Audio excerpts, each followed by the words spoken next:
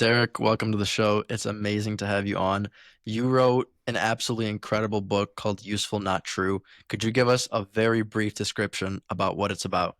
Ooh, I haven't been asked that in a while. That's fun. Okay. Useful, not true, in short, is about the importance of reframing. That anything that you think of as a situation that, say, feels hopeless, or you feel stuck, or you think, uh, this is just the way it is. A Chinese woman can't be president. I'll never get famous from this town. There are these things in life that feel like facts to you, but they're not. And hence the title, Useful Not True, is pointing out the distinction between things that are absolutely positively necessarily true for everyone, everywhere, always, and then everything else, which is subjective. And once you realize how much in life is subjective, you realized how much you can reframe things and find a more useful way to think of them. Yes, 100%. I couldn't agree more. I mean, this book really opened up my eyes.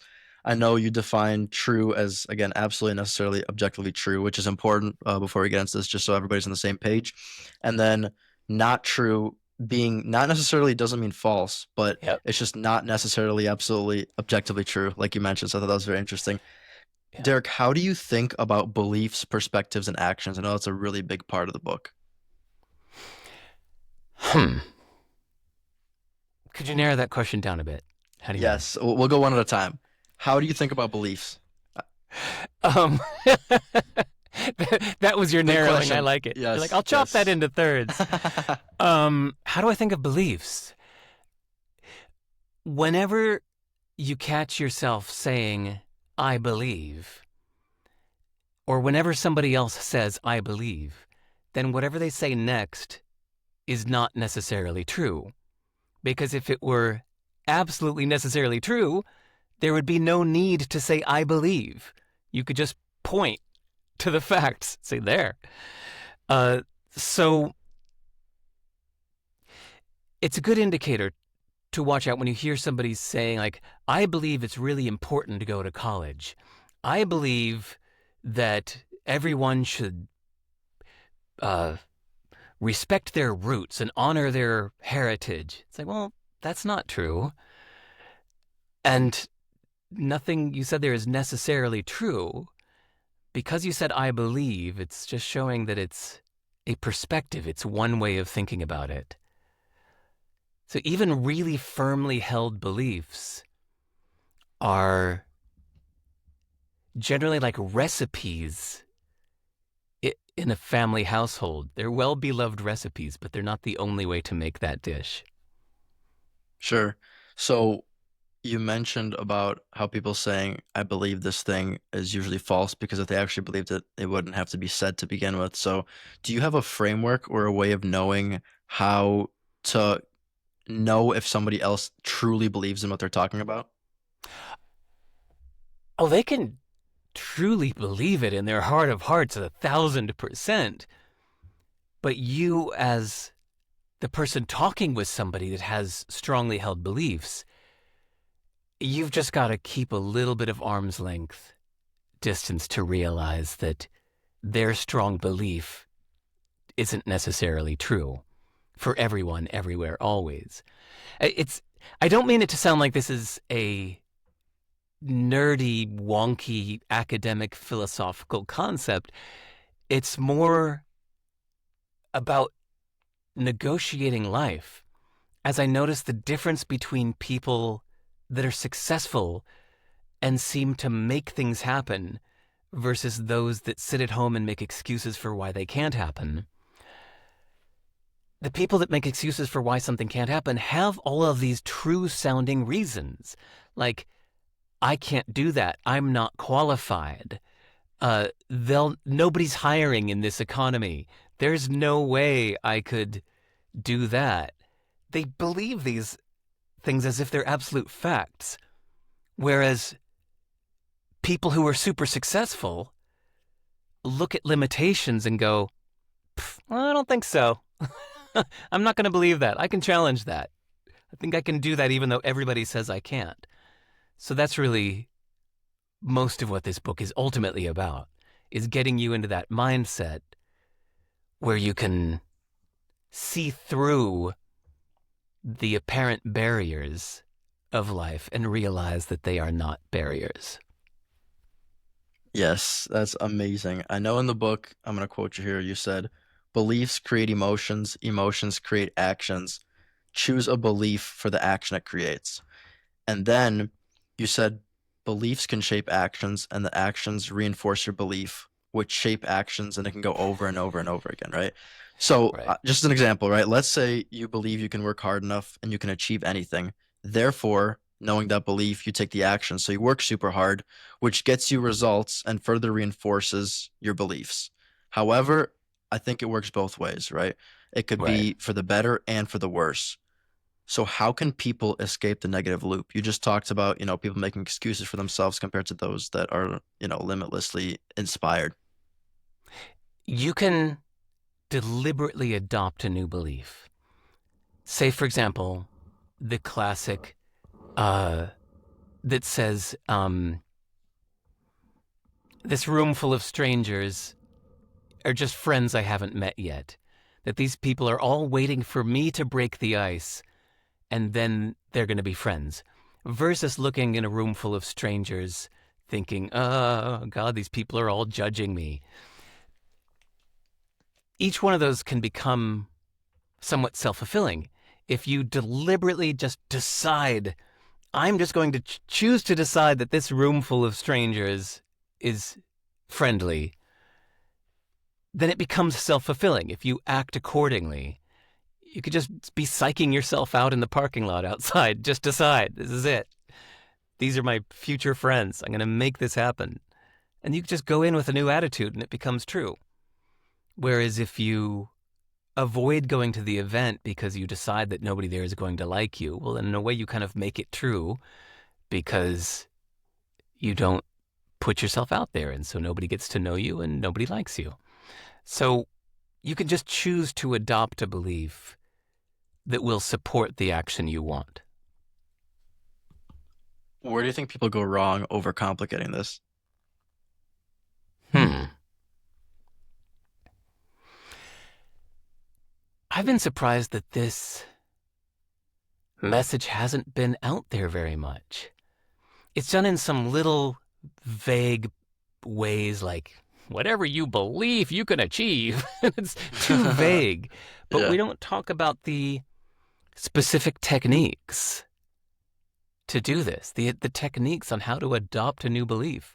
Which, by the way, we didn't get to. But for example, if you know you should believe something, but you don't currently, then you can journal or just talk to friends, talk to your cat, whatever it takes to find a way to believe this. You can stack up reasons why this is true or find enough examples where this is the case and just stack it up for yourself and just decide, I'm going to adopt this belief. And you start to tell some friends about it.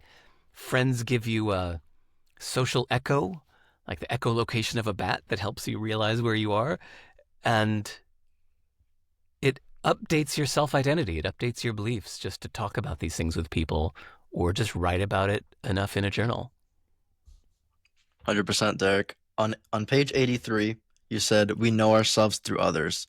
If people say you have nice eyes, you must have nice eyes, right? I know you mentioned, I was listening to you on Chris Williamson's podcast. You talked about stoicism for a little bit and how you got into it very late. But I know an amazing quote from Marcus Aurelius that says, "Praise is extraneous." He says, "If no one admires an emerald, does that make it suddenly flawed?" So, in the same way, here's how I'm thinking about this. You may have the prettiest eyes in the world, but what if everyone in the world is blind? Does that not make them as beautiful? So, my question to you is, how much can we really trust others to gauge our thoughts and beliefs? Hmm.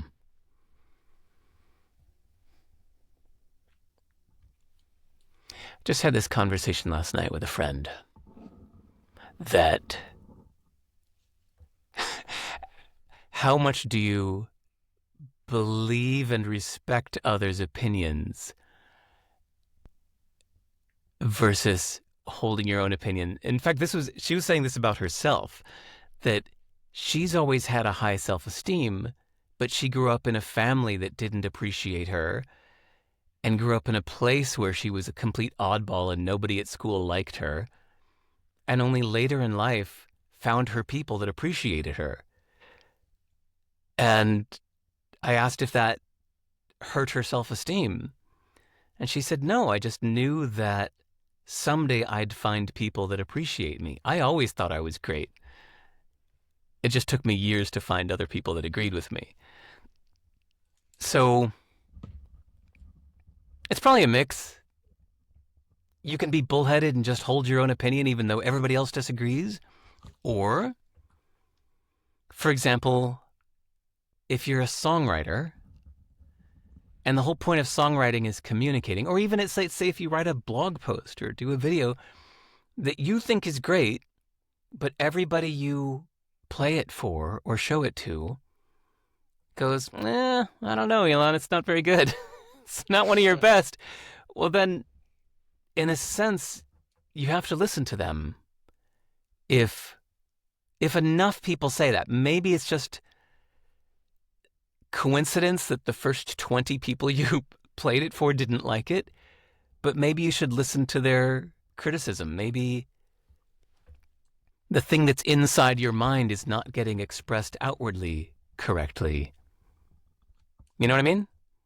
100%. There can be that difference between in your head it's perfect and in your mind and you knew what you meant, but the person receiving it was just seeing the external stuff and couldn't see inside your mind.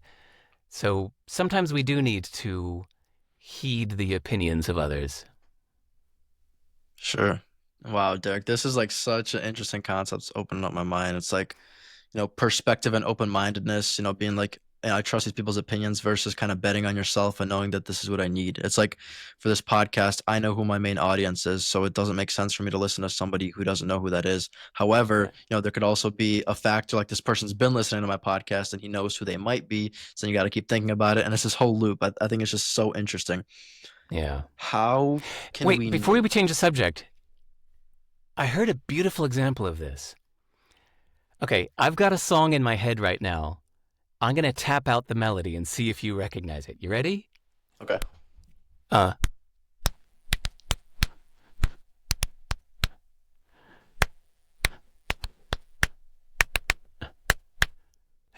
Okay. If in your head, if you're singing that melody while you're tapping it, and you do this to friends, you're thinking like, come on, you know this one, right? But your friend is just sitting there hearing some taps, and they have no idea what's in your head. All they're hearing is some taps. So almost nobody will recognize a melody being tapped out. But to you inside your head, it seems so obvious. Like, come on, you know this one. Tap, tap, to tap, tap. That's actually a nice metaphor for any creating we do. Is in our head, we have this vision, whether you're presenting a startup idea or an article or a song or anything, artwork, you have this idea in your head of how great this is, but what the other person sees is just a little sliver of this full imagination in your head. And that's why most people don't get it. There's a huge difference between this beautiful idea in your head and how it actually gets expressed externally. So then how can we know who to trust with advice if you're saying, many people won't understand the melody in their head? They can't read your mind. With advice in general, I think it's best to listen to all of it. Ask anybody and everyone for advice. Listen to all of it, and only some of it will ring true with you. You might hear 99 bits of feedback on something you've made and disagree with 98 of them, but then one of them will go, ooh, that hits home. That's a good point. And so that's the one that you take action on. Yeah, that's so interesting. And I love the whole idea of I guess, recognizing both sides. I think that's something that your book did such a good job of teaching me, the fact that there's multiple perspectives in everything. And I believe that, like I was telling you today, I was sitting in the coffee shop and I was thinking about a lot of things. And I realized there were like 20 people in front of me, right, sitting in different chairs. Not that they're all friends, but random strangers. And I was thinking, I was like, it's crazy that they're all having their own conversation. They all have their own thoughts. They all go to their own family at home, and all their perspectives and beliefs on life are different. But I think it's such a important skill to recognize this to begin with, because a lot of people are so tunnel vision on the thing. They're like, oh, okay, only it's my way or the highway. This is what I think. That's the only way. And if you don't agree, screw you. You don't know anything. Yeah. How Those people will find out the hard way. Going through life like that can eventually give you enough negative feedback that you'll learn to take a different approach. Yes, yes, 100%. As far as opening up your mind to different perspectives, how do you see that whole idea? Because I know it was a huge premise of your book, but I wanted to ask you personally. Hmm. How do you open up your mind to different perspectives? Uh, Meeting lots of different people. Uh, Not just meeting, becoming friends with people that see things very differently, and yet you stay their friend. Someone who has the opposite political views of yours, but you're still their friend. Someone who has a completely different approach to life than you and thinks that yours is wrong and theirs is right. And you think theirs is wrong and yours is right, but yet you still remain friends. It's really good practice to really deeply realize that there are truly just different ways of seeing the world. And just because you disagree with it doesn't mean it's wrong. It's shooting for something different. Different people have different values. You might be living a recipe for a life of adventure, while a friend of yours is living a recipe for a life of safety and security. Because what they want in life is safety and security, and what you want in life is adventure. So to them, you're crazy, and to you, they're crazy. But it's just because you're pursuing different things. You're not wanting the same life. Totally. I know you mentioned in your book that beliefs exist to guide your actions. And like, if you're not acting in alignment with your beliefs, you've kind of missed the whole point of beliefs to begin with. So is that something that you feel like, you see a lot when it comes to beliefs? Like people might say they believe in something, kind of like we mentioned earlier, but they don't act on that thing per se. Yeah. You see that a lot in the media. You see that a lot in politics, where people say whatever's going to get the clicks, even though if Yeah, that's it's interesting. the opposite thing that they said a year or a week ago. But they'll just say whatever gets the clicks, gets the votes, gets the fans. Uh, it's very incongruent to keep saying stuff just to please others. I think that's where I see it the most. How about you? What do you think? Oh, ask me the question. I appreciate it. I totally agree. And I was talking to one of my friends about this today. I thought it was an interesting concept. So I asked him, I took a picture of like the exact page on your book of this, and I was like, what do you think about this? And he said, he's more religious, and I'm not, but he mentioned how, a lot of people will say they have faith, but they won't really act on it. So like Yeah. just the belief in itself. And he even mentioned, he was like, I don't think it's enough. Like you can say you believe in this thing, and that's even one of the question I asked you yesterday when I emailed you. It was like people can say they believe in the thing, but if they don't act like it, like what does the belief do for you? I know, Yeah. that's a huge thing you talk about, the fact that beliefs like make you act on something. And I asked you, Yeah. yeah, go ahead. Oh, I heard a beautifully harsh example of this from the economist named Brian Kaplan, where he said, ask anybody if they believe that uh, inequality is wrong. And a lot of people will say yes. And they'll say, well, are you then going to move to a poor neighborhood to help reduce the inequality? Okay. And no, they won't. He said, because the truth is they don't care that much. They're a little bit mildly against it, if you ask, but not against it enough to go really up and move to the worst neighborhood in town to help reduce the inequality. They don't care that much. Uh, and this is true for a lot of things. People complain about America, and they say, okay, are you moving to Italy or the country of your choice? No, you're not. So your complaints aren't, you obviously are somewhat satisfied with how things are going, because if you really, really weren't satisfied, you would leave. But you're not leaving, so I can just look at your actions instead of listening to your words. Since we're always asking each other questions and trying to shift how we think, do you believe that all of our thoughts and beliefs are temporary? How do you mean? A big thing that I took away from your book is constantly questioning your perspectives, your beliefs. Is the thing that you're thinking about right now actually working against you or working for you? Like, how can you make this, better for yourself and not hurting people in the process of all of this stuff? And in this whole, I guess, I'll say process of like progress that we're making from going, from a limited thinking to more of a, high achieving, optimistic thinking, do you think that since we're always trying to revert and get better and better, our thoughts and beliefs are always changing and like in turn all the things we're thinking about are temporary? Yes. A journal can be a really helpful tool for your future self to see which of your thoughts have persisted the longest. There's some that stick around. Like if you're journaling right now at age 20 and you go back at age 30 to look at your journals from now, it'll be fascinating to you to see what things you're shocked that you used to think, but also surprising to see what things have not changed.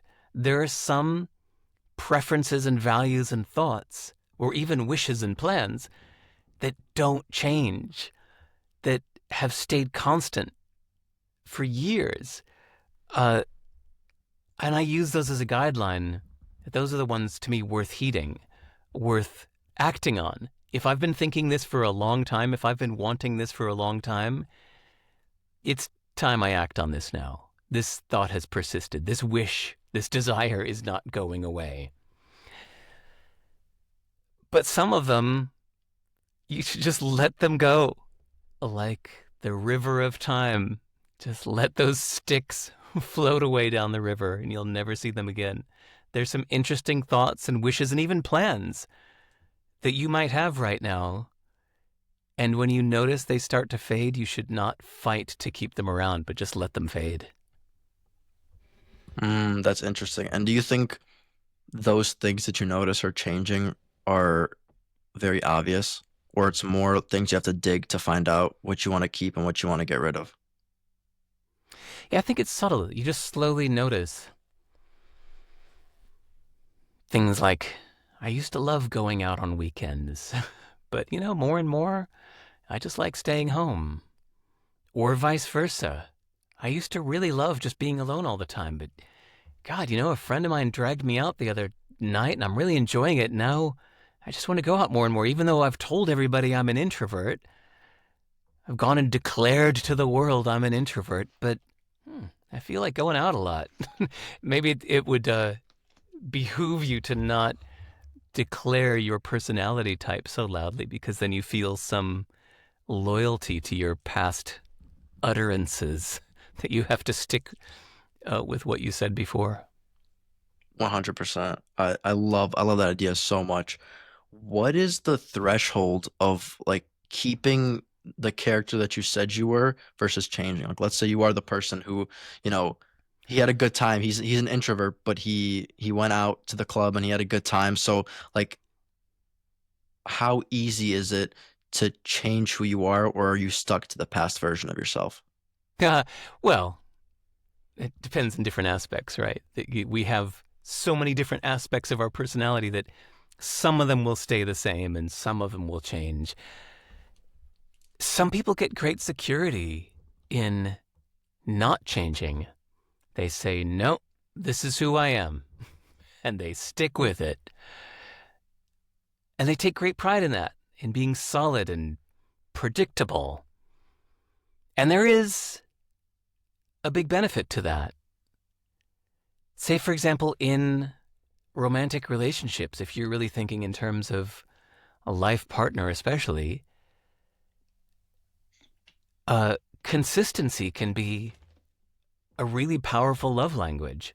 To not be mercurial, to constantly show up and be predictable can really help a relationship.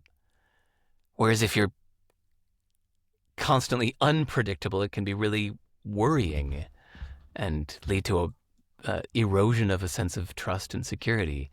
So depends what you're after.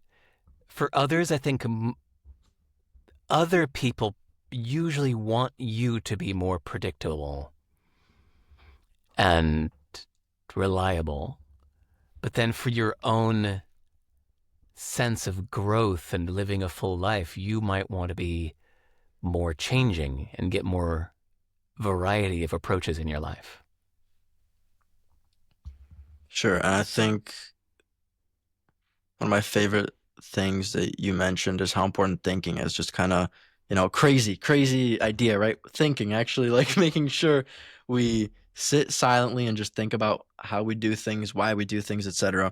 I think it's so important because it allows us to know ourselves. And similarly to Yeah. how you're talking about your relation, like not your, but like a relationship in general, if you notice something is working for you or something didn't work for you, and you leave the relationship, you have to understand why something was the way it was. Like it's you can't really be on autopilot in those things because a lot of very important aspects of our life require us to take a step back and assess why did this happen? What was good? What was bad? So then we can climb the ladder essentially and see in our next relationship or our next experience the things that we liked, we take with, and the things that we didn't, we get rid of.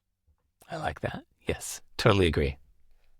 Yeah, I think, I will say I have a lot of empathy for people because they like their bad beliefs could lead to bad experiences and their bad experiences could lead to bad beliefs, right? It works both ways. And I'm saying I have a lot of empathy for these people because in a way they're in a cycle that's bad and they don't know about it. Like for me, I've always Mm-hmm. been somebody that's a lot more optimistic, So it's like, yeah, something bad happens to me, but I try to take something away from it, right? I try to at least see if like this bad experience can help me in some way, but other people, and for better or for worse, right?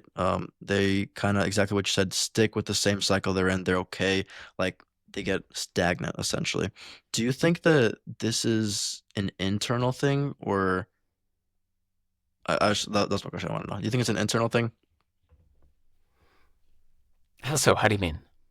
So I can see myself like my friends go to me for advice, for example, and I can see how sometimes I'll tell them something and they'll be like, Elon, I didn't even think about it this way. I appreciate you saying that. I'm gonna do this thing. But I can also see on the other side of the coin where it's like you say stuff, but only they can be the ones to change themselves. So do you think for people who've had, bad experiences, bad beliefs, this is something that I, as somebody who's given them advice, can get out of them, or there's got to be an internal belief that they want to change?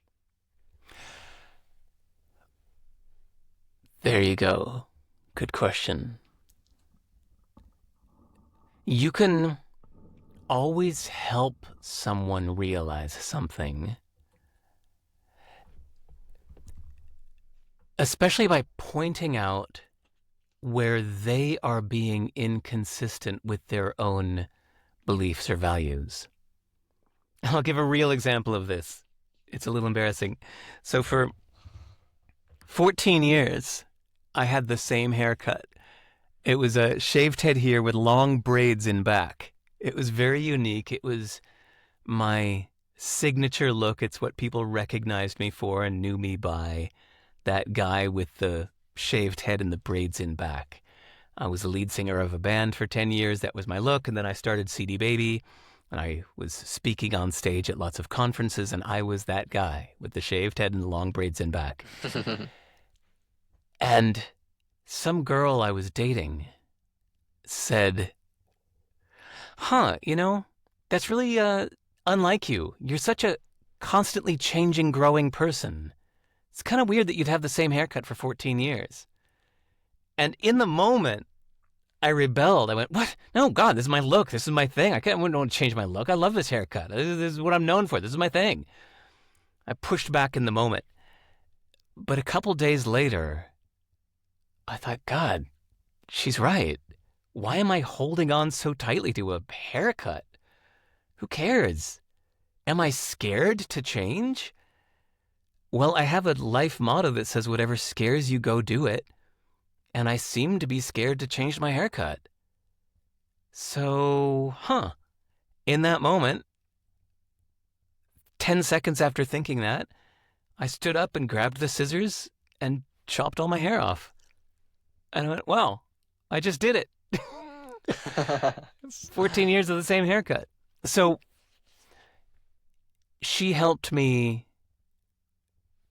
realize that I was acting incongruently with my values.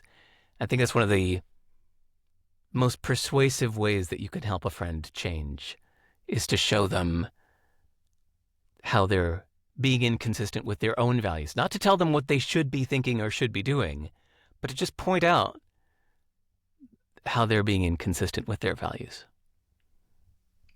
That's an amazing example. And you mentioned that beliefs are like tools, right?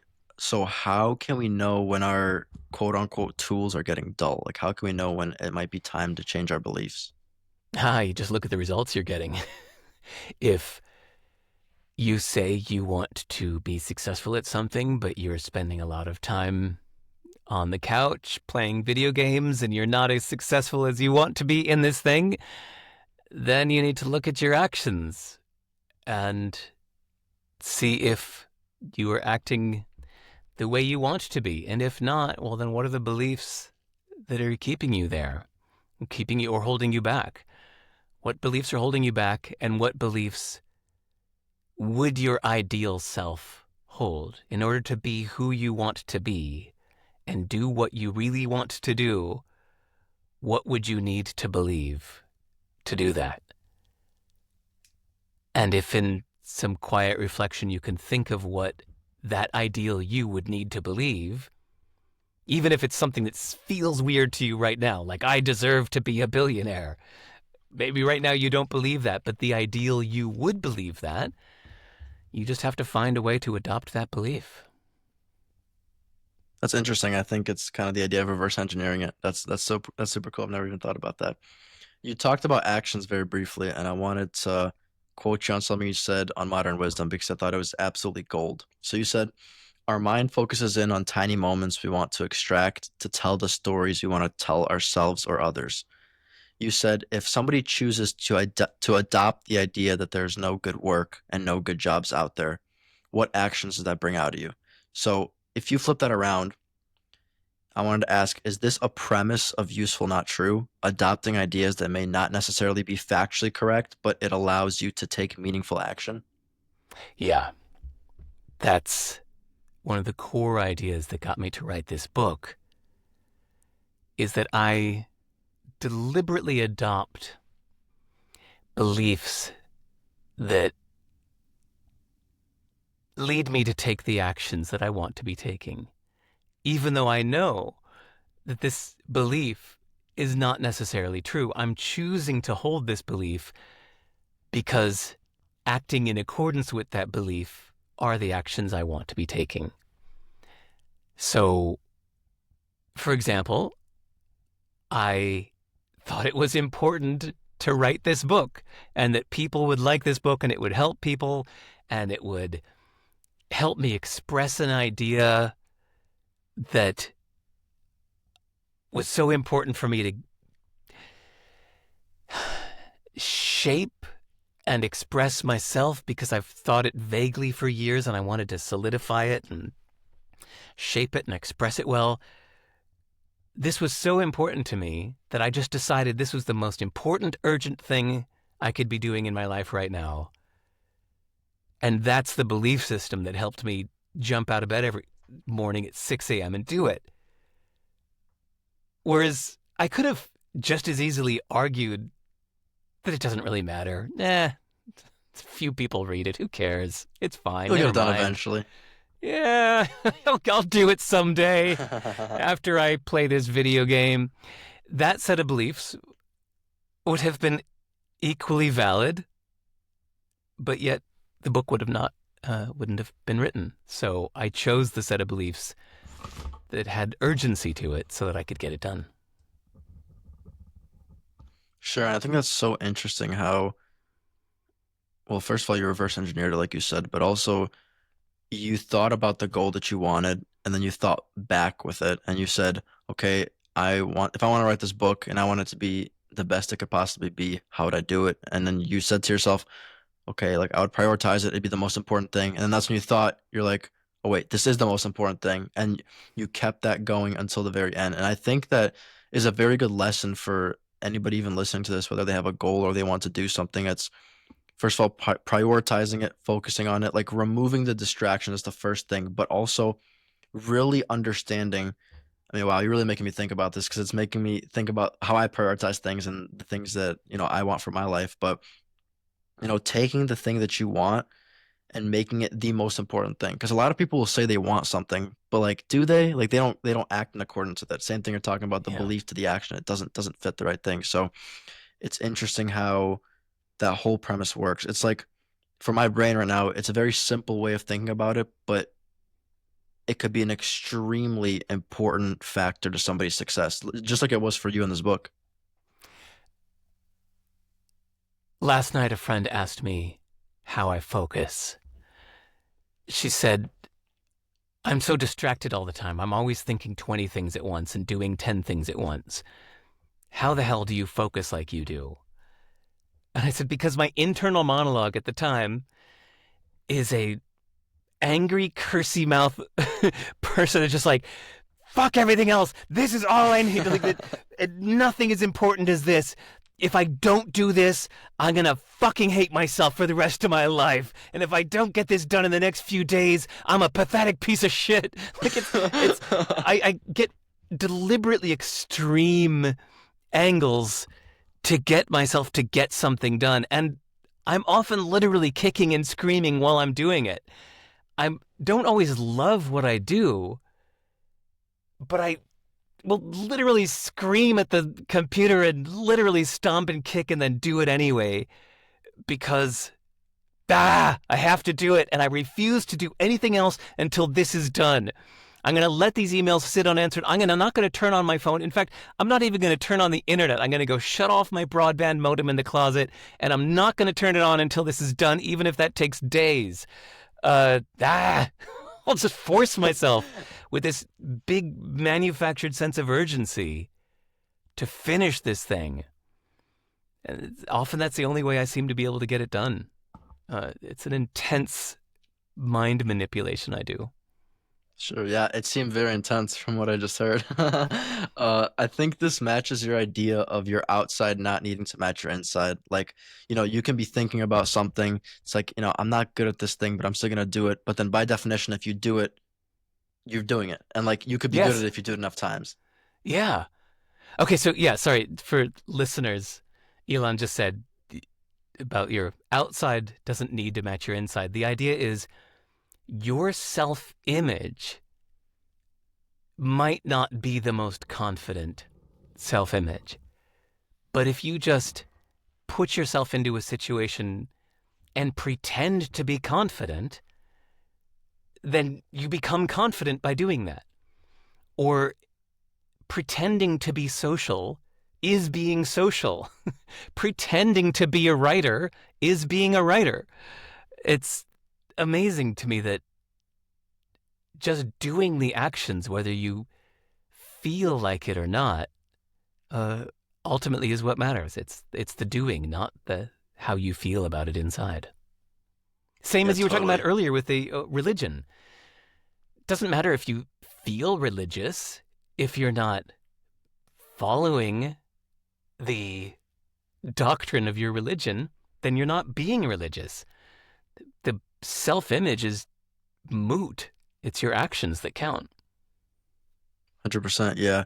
Also, My apologies for getting ahead. I just, the listener should have read your book. It's their fault if they didn't. So they should have already known what that meant. I'm Yeah, assuming. shame on you if you haven't read Useful Not True yet. What are you doing? Pause this recording. Yeah. I was gonna say, Jocko, he has a very similar example where he says, you can be scared for your life in war, but if you run and bring your injured friend back to safety, by definition, you're heroic. It doesn't matter Yeah. what you were thinking in the moment. It matters the action that you took. And this again is reinforcing the ideas of, your beliefs and then the actions making you go into your beliefs. Because a lot of time, I think people, it's funny because I'm thinking about it right now, and a lot of people have beliefs and it'll shape their actions, but I also think actions can shape your beliefs. Totally. As you would say, 100%. Yes, yes. By the way, it's funny? Every time I hear 100% now, because, my whole take on useful, not true is we shouldn't be so certain. Every time I hear somebody say 100%, I think, 90%.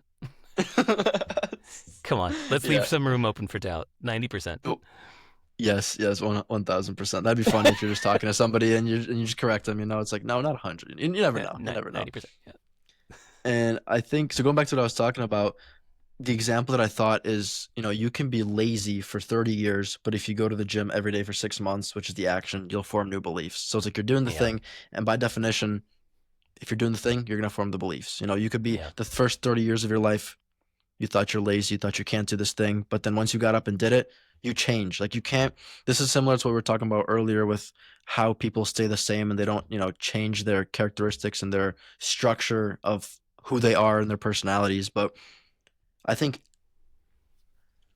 you got me thinking that like the action is kind of the biggest thing. Like with all of this, it's like if you're not taking action on the thing, first of all, you're not changing how you think, but also you're not changing like everything. I think everything revolves around action. That's what I'm trying to get at, although I'm not speaking Yep. English, but you get the point, Derek.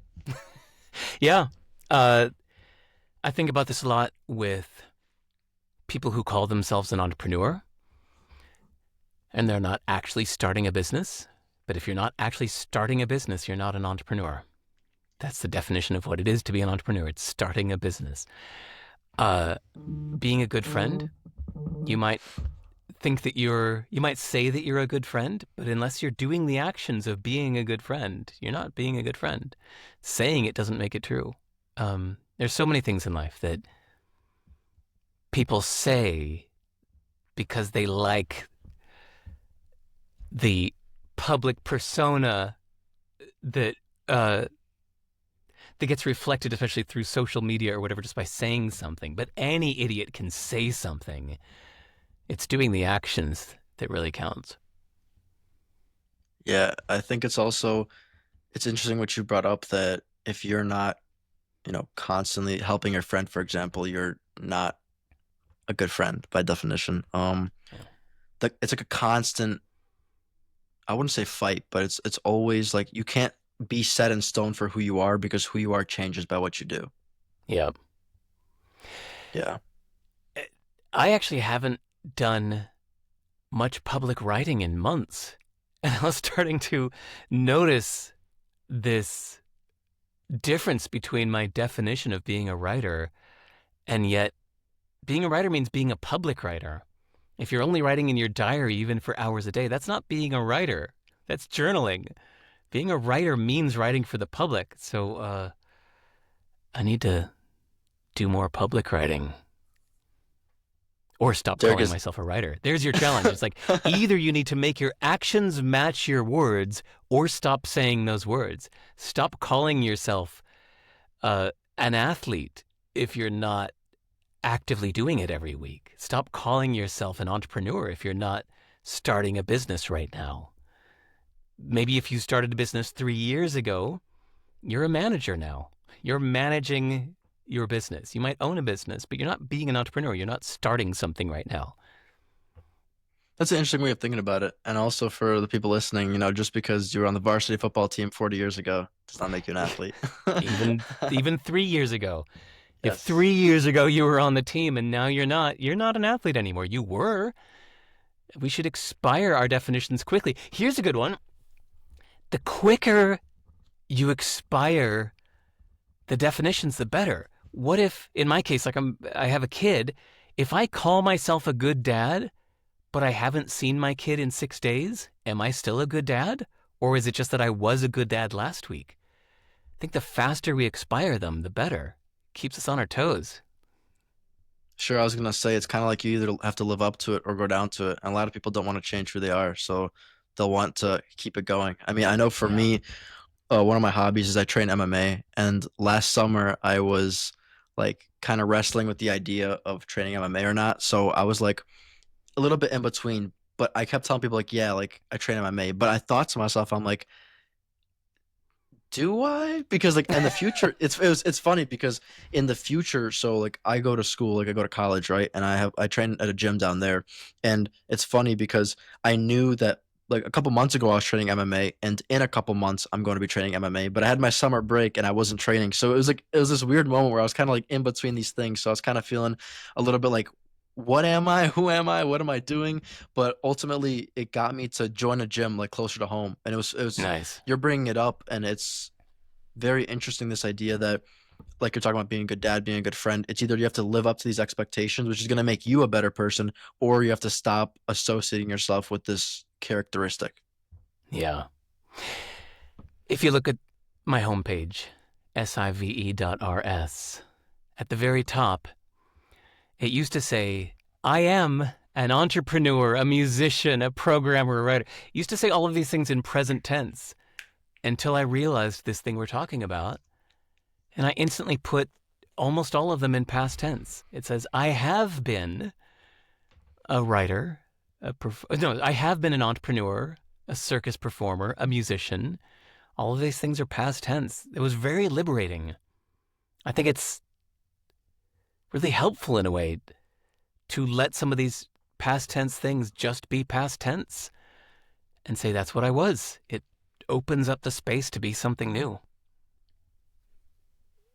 Yeah, one of the things I had written down today when I was doing my deep thinking session in the coffee shop was I wrote down that people are too focused on others perceiving them as virtuous and how they think, but their actions don't reflect it. I said the person who is giving relationship advice who says you need to be the guy that somebody wants to date, and then he goes out to drink, smoke, and manipulate girls.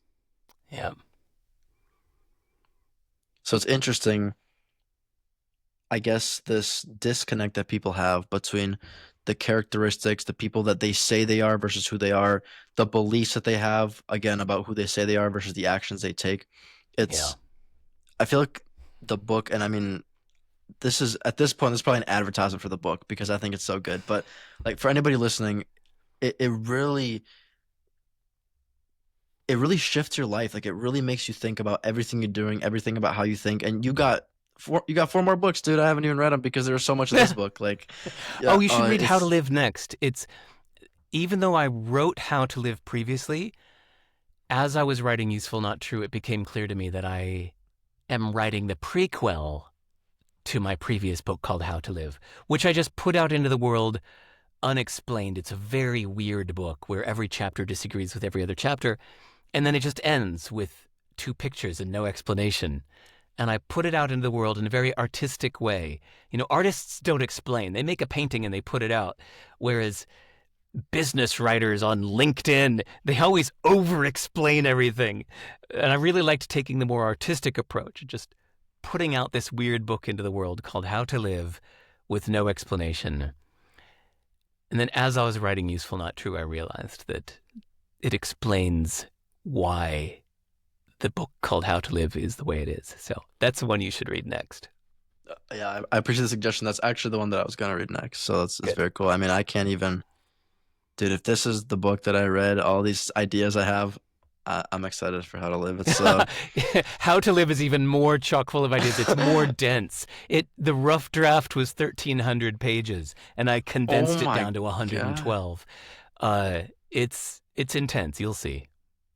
that seems very intense. Wow, Yeah. 1,300 pages. That is crazy. Wow. Would you ever write another book? Oh yeah, I hope to. I've got Yeah, no particular idea in mind now, but I usually don't until one shows up. I don't sure. try to write a book. Same as the reason if anybody here subscribes to my mailing list, I'll be silent for 9 months. You won't hear a thing from me, and then I'll have something to say people say, "Hey, man, where's your content?" And I'm not trying to please any fucking algorithm. Fuck the algorithms. Fuck YouTube. Fuck Amazon. I'm not trying to please any corporate algorithm. So I don't share something unless I feel it's worth your time. And if I don't have anything I think is fascinating, I won't say anything. I'm not going to churn out content to please an algorithm. I love that. I think a lot of people, they might just need to hear that to have like the permission essentially to think this way. Because for me, I have the podcast. I think a lot about my actions. I'm gonna start thinking a lot more about my beliefs now, but like I think about a lot of things, and what occurred to me was that this like whole idea that you're talking about was like something that I feel like I lost my train of thought, but About the algorithm, you know what? As long as we're on the subject, then I'll tell you a little story from before you were born, kid. in, in the '90s. By the way, you live in Chicago, right? correct. Or what specific town or suburb or region? So my mom's from the north side of Chicago. My dad's from the northwest suburbs. Okay. And where do you live now? So, well, I go back and forth, so it depends. But Okay, gotcha. Okay. yeah, yeah. That's why you said both. Um, I grew up in Hinsdale, Illinois, in the west suburbs. And why did I mention that? Oh, okay. Because in the 1990s, the music business was like a stranglehold gatekeeper. The only way you could put your music out into the world was to try to pitch your music to a record label, which, if they believed in it, then they would give you some money to record an album, and then they would release it if they felt like it, and often they wouldn't. Then they would put it into record stores, and that was the only way to get your music out to the world. This is before the internet, right? Before MP3s. And then in the late 90s, with MP3s, it was a revolution in the industry because now you didn't need to kiss anyone's ass anymore. You didn't need to kiss up to some stupid music executive at Warner Brothers or EMI. You could just put your music out directly to the fans. It was this revolution that was so inspiring for so many musicians because of this main thing that you didn't have to kiss somebody's ass anymore. You just did whatever you want and put it out directly to your fans. And what's amazing to me now is that the lessons of the revolution have gotten forgotten as everybody's back to kissing ass. But instead of kissing the ass of David Geffen or Jimmy Iovine, now they're kissing YouTube's ass and they're kissing Amazon's ass and they're just trying to please their corporate masters.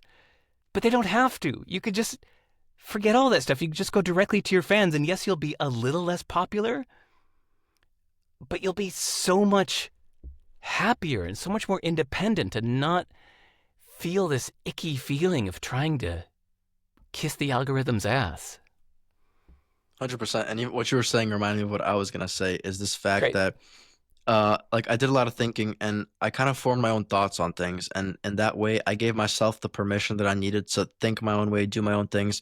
Like in school, if something happens, I think about why that thing happened, how could it be different. It's similar to your concept that you said in your book about how, oh, there's a guard standing at the end of the bridge. It's like we can't go there. And then somebody else says, no, we can. Like, watch this. There's always a way around something. So I Yeah. think a lot of people are, I'm not going to say programmed, but they're just so used to quote unquote following the rules and not thinking Hmm. about things more from an outside perspective, that they don't realize that these rules can be broken. You know what I mean? Like you Yeah. talked about the fact that you can upload on something that's not YouTube. And when you say that, people are like, "Oh, what did he just say? Are you kidding me? You can do that?" But it's like you literally you have free will. You can do whatever you want. And same thing, Yeah. you can think your own thoughts, you can, make your own beliefs. I know a lot of times, so like I'm young, obviously, right? I haven't had a crazy amount of experiences, so I might consume content that might indoctrinate me, and I might not know anything about this thing, but now maybe I know this one perspective, but then I think about it from another perspective, and then over time you start to form your own beliefs, and you start kind of understanding the thing you're talking about and how rules can be broken. One thing I love that actually I heard this Chris Williamson says this. He says in order to break rules, you first need to know them. So like first you got to play the game, first you got to know how it works in order for you to know that okay, I spent 3 years on YouTube. I built all my subscribers, but I'm not really that happy, you know? So maybe I can just not do this. Like, why is that such a huge thing? Why is this such a big belief that I have? What do you think about like giving yourself the permission to just do your own thing and like be your own person? You can predict what I'm going to say about that. Uh, I disagree with the idea that you have to know the rules to break them. That's a saying that's been around for decades. Musicians have said it, painters have said it. They look at young Picasso in the 1800s, uh, painting in a very traditional way before he went radically cubist in the 1900s. Sorry, I might be off by a couple decades, but maybe he was early 1900s. Anyway, but I disagree with anything you're setting out to do. You can ignore the whole world and say how you'd like it to be in a perfect world. To just think with a blank slate how you think it should be, how you'd like it to be. Never mind anyone else. Forget everything else. How do I want it to be? And then just do it like that.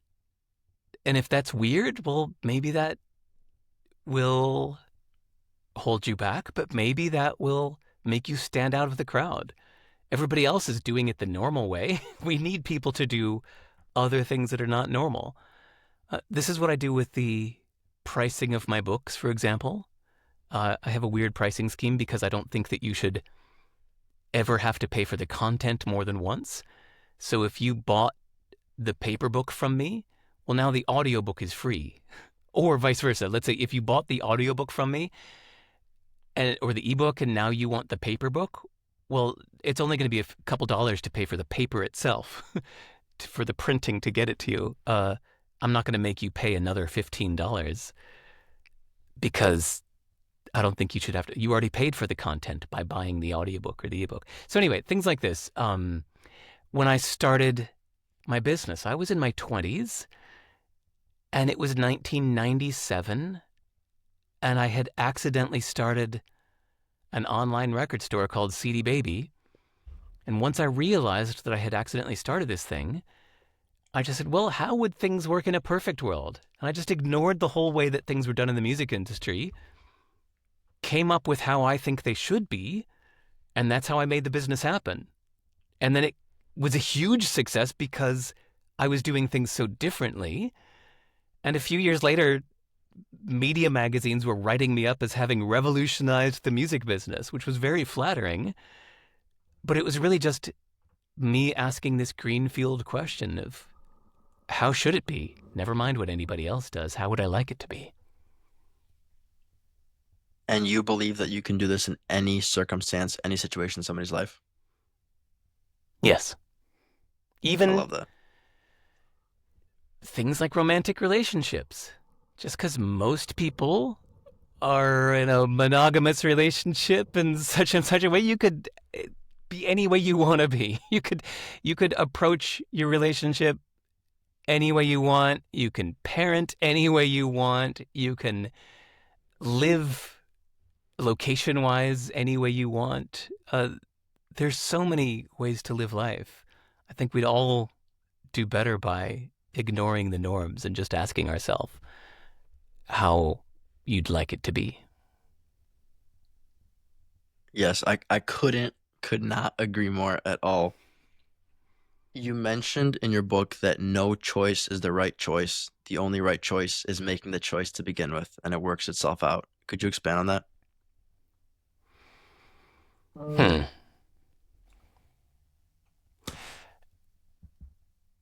There are so many ways to see anything, and there's so many secondary effects that you can't predict later on. So you could say, I got into Yale, therefore it's the best school, the best choice is for me to go to the best school. But what if you get to Yale and it destroys you because of the pressure, or you just hate the snobby kids around you. And in fact, weirdly enough, if you could do some counterfactual for your life, it might have been the best thing for you to get a job as a mechanic at the local auto place, because you'd end up being the owner of that and you'd get some insight that leads you to start a whole new chain of auto mechanic shops. You can never tell what choice is going to be the best choice. There's so many knock-on effects that keep happening. So, therefore, it can lead to a fuller life if you just throw yourself out there and just keep doing lots of stuff and keep making choices instead of avoiding life. Sure. And using like college, let's say as an example, and this whole idea of like doing what you want and like going one step at a time, making the choice, I can see that a lot of people might have some external factors to why they're going to college, right? Let's say that they're pressure, like you say, why are you going to college? And somebody says, oh, my parents just always believed in it. It's kind of my parents. They wanted me to do this. How, what role do other people's opinions play in perspective, and how can we learn to see and do the things that we want? Hmm.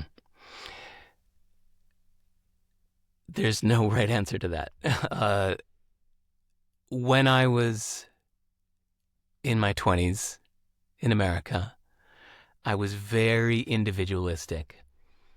I said that everybody should do whatever they want, screw what anybody else wants, doesn't matter.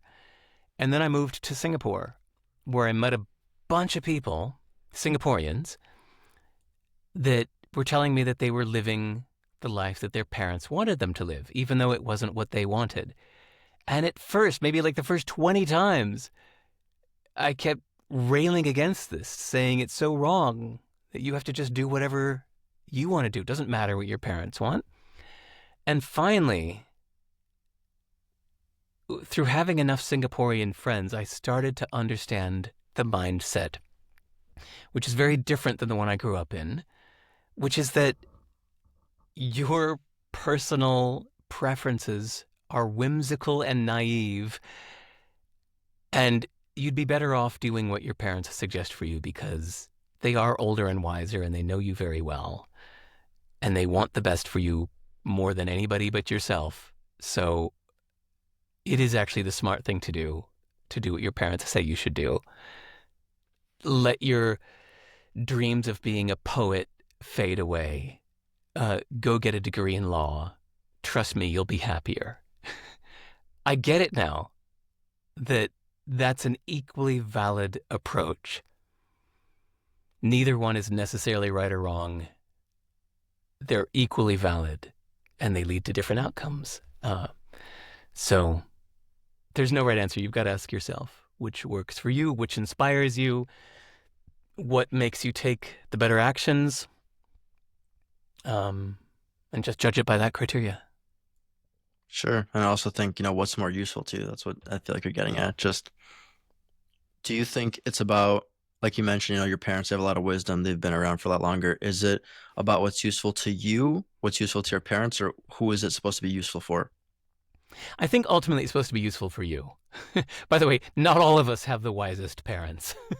Not every parent is wise.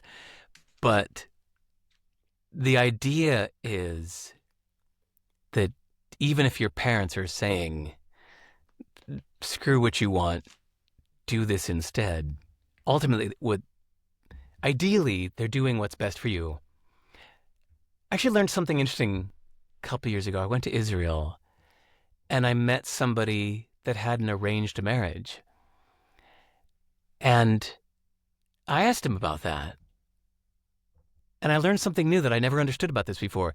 I always thought when you hear about an arranged marriage, that it's just the parents say, this boy and this girl, we've decided that they're going to get married because it serves us as a family, because that will get us linked to this other family that will be strategically good for us, and it'll get them married off. They're the same age. It's fine. But he said, no, no, no, no, no. He said, arranged marriage is done by two groups of people that know the involved boy and girl very well. And they know this boy very well, and they know this girl very well. and they say, "We know that you two would make a good couple because we know you very well. We know what you want out of life. We know how you are. We've known you your whole life. We think that you two will be a very good fit." And that's when they introduce the couple with a load, almost like the ultimate matchmakers, to say, "Trust me, you guys will make a great match." And then they meet, and the couple, of course, has the right to disagree and say no. But that opened my eyes to a different approach to these things. But it's the same thing as we're talking about, pleasing others versus pleasing yourself. Sometimes the people that care about you really do know best. Mm, that is super interesting. And that, I mean, you even taught me about that. It was interesting because I was talking to my mom about something similar, arranged marriages. She was telling me how, in hindsight, having like somebody do like an arranged marriage, exactly what you're talking about, could be a better idea because they know you better. They have the wisdom. They know like everything you're talking about. I thought it was very interesting. It linked up. And actually, I was talking to one of my friends, and he was recently in Texas for this one girl's arranged marriage. And I asked him, and I was like, because also I didn't know. I asked him, I was like, yeah, like, uh, does she like the guy? That's what I asked him. Like genuine question because I don't know that much about that stuff. I have a problem admitting I don't know it. But I asked him that, and he's like, yeah, like they're cool. Like they're like they knew each other before. Like their families thought it'd be a good fit. They like each other, all this stuff, and it was a similar experience. I think what you said just now made me think a little bit more, but in the time when my friend told me that, I was kind of like, "Oh, that's interesting. Like maybe I don't know everything. Maybe I don't understand how this works." Mm. So, it's very cool. Derek, dude, I love your ability to pivot how you think. You think about both sides. You think about, I mean, like everything. You're amazing. Where can people find you at? um, as just my website, sive.rs. I'm not really on social media as of today. Who knows? Maybe I'll do it again someday. But just go to my website, sive.rs, and email me. That's how I met Elon. He just emailed me out of the blue. And you should too. Yes, this is correct. For everybody listening, thank you so much, and I'll see you guys next Tuesday.